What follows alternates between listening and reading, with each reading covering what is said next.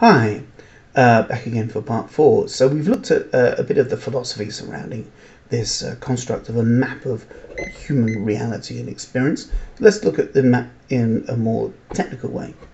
So the easiest way to look at or comprehend a birth chart, when you look at one first of all, is rather than just be overwhelmed by the lines and wiggles and squiggles, is to perceive it as a series of circles inside circles inside circles. And then the very outer ring of an astrological chart, you'll find all 12 signs of the zodiac. So if you've been looking at media horoscopes and describe yourself as a Taurus or a Gemini, or Cancer or something, or a Scorpio or Sag, then you'll find the symbol of that in that wheel somewhere. And what you'll also find is that next to it is the sign that precedes the sign that you're told you are, and on the other side of the sign that you're told you are is the next sign in line. So what you find is that every astrological birth chart has all 12 signs of the zodiac in it.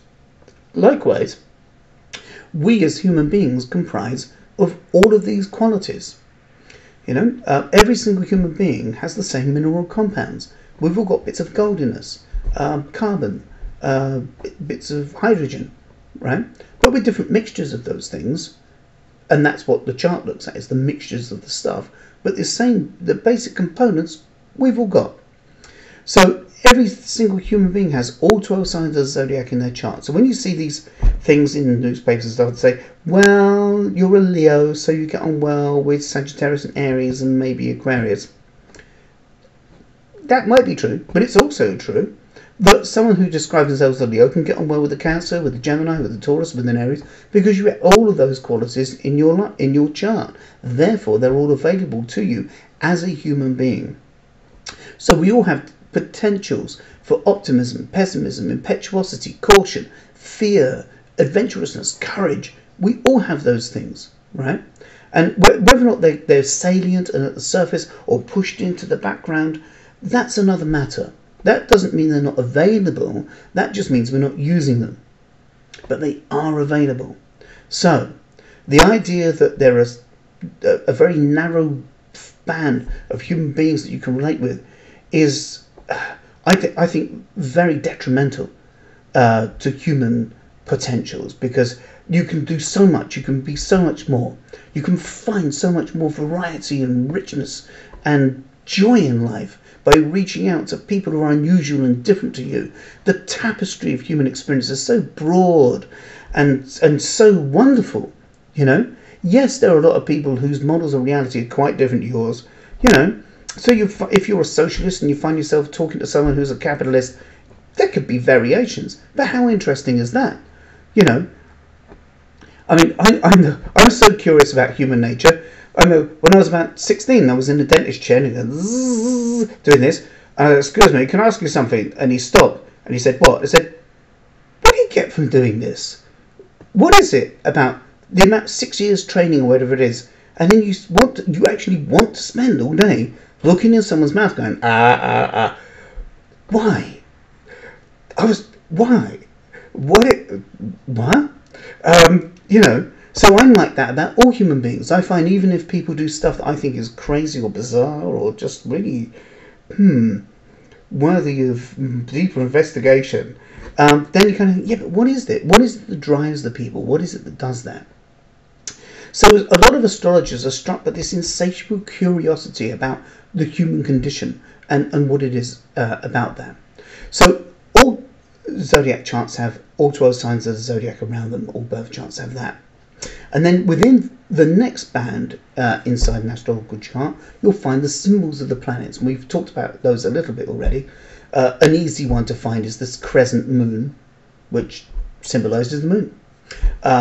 You might find it quite easy to find a red circle with an arrow coming off it, which is a symbol for Mars, or a pink circle with a cross at the bottom of it, which is a symbol for Venus, which some establishments use on their toilet door signs, representing male and female. So that's not to suggest, of course, that nightclub owners are astrologers, although some of them might be, but more that these symbols have become kind of culturally accessible.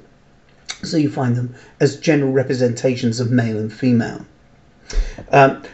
The symbol for the sun is an orange circle with a dot in the middle.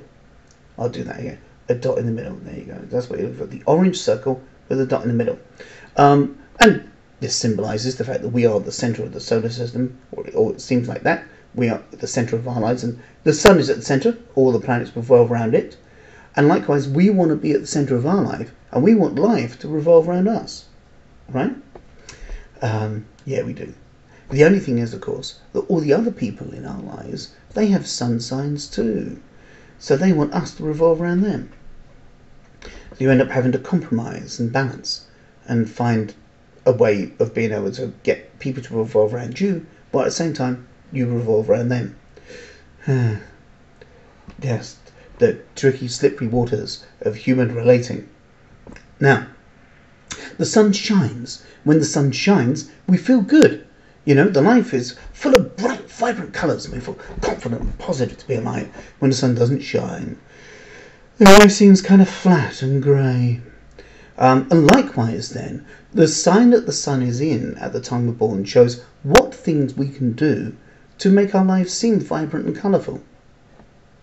And by not doing those things, then life seems to go a little bit flat and grey. So if someone has the sun in Gemini, by communicating, by moving around, by talking to different people, have variety in their life, they feel good and vibrant and alive. If you get someone with sun in Gemini and say, be quiet, shh, sit on that chair, stay still for a long time, they go crazy. They wouldn't like it. If you get someone with sun in Capricorn and they feel bright and vibrant and alive when they're achieving goals, they make a plan, they enact the plan, they achieve the plan, feel good. And you say to them, okay, what we want you to do is complete a project without any planning. Just go with the flow. No forward thinking whatsoever at all. No, it's not what would make them feel good. They could do it, but they wouldn't like it. So the sun sign doesn't show what you are, because there's another thing as well. You might have noticed that the sun doesn't switch on like a light bulb at about 4 in the morning. It's not like we're all asleep and kind of snoozing away, and then suddenly go, boom! There's this bright light, psh, switches on. No. Luckily for us, what happens is we tilt very slowly to the left, and as we tilt around and we begin to face the sun's rays, we get this sense of a growing light. And this growing light comes in, and it gives our pupils a time to adjust to the growing light and acclimatise to this light by midday. When the sun reaches its peak, we reach the power of our day, and it's warmest and it's brightest and most vibrant. Likewise then, if we're talking about astrology as a language of symbols, then the sun doesn't represent what you are. It represents something that grows through the day. Right?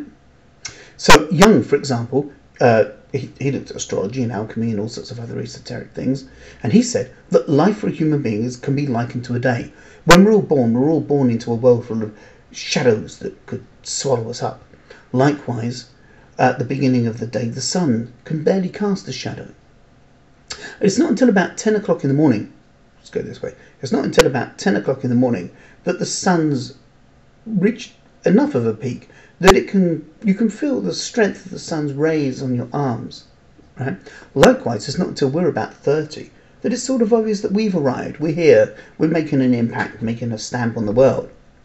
By the time the sun has reached its peak, it can shine its light on everything, everywhere. And likewise, when we get to the middle of our lives, we can see everything, everywhere. We can see all the things we've done, all the people we've known, and all the places we come from. But we can also see the sunset. And we have to prepare for the setting of our own sun. Now, some people react to that by doing a thing called midlife crisis and trying to go backwards. You can't go backwards because time only goes in one direction for us in this chronological experience. So, the sun doesn't represent what you are, it represents what you're becoming.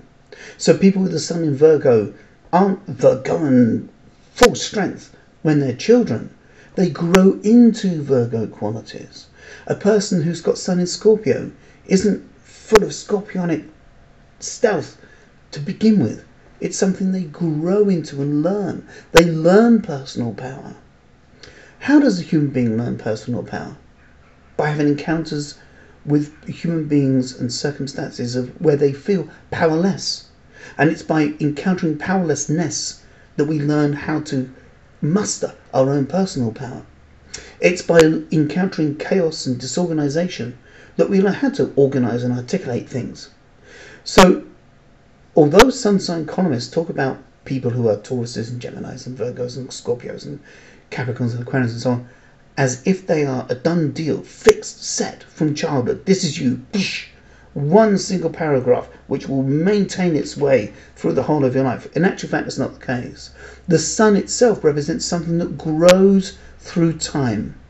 So we're becoming more of our sun sign as we get older. It's an enriching process, not something that's carved in stone right from day one. But then what represents what we're like from day one? We'll look at that in the next part.